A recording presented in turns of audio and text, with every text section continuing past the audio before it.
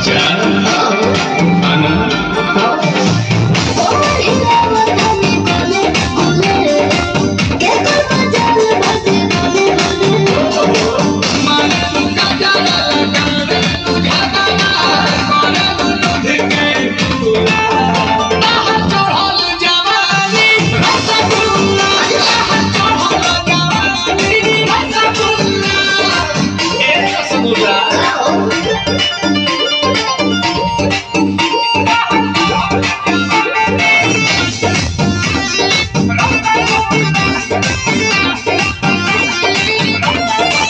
आना के सामने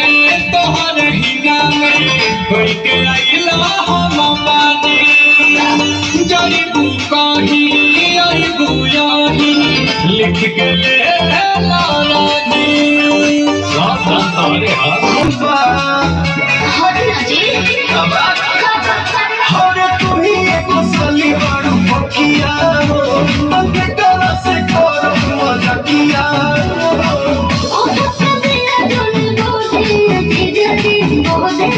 अरे देवना गोदी में लेके जल्दी खो दिए गोदी में लेके जल्दी खो दिए गोदी में लेके जल्दी खो दिए गोदी में लेके जल्दी खो दिए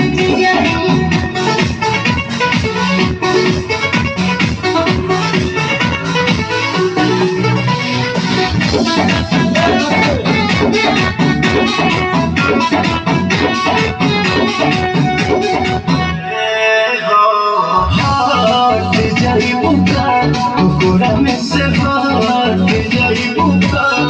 एक बेर छुइए तेरी ना बोला भाग जाइबू का अपना मन का नहीं देखा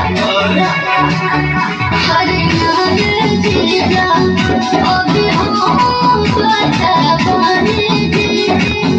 कुछ गड़बड़ ना करे मरिया के कच्चा पानी दे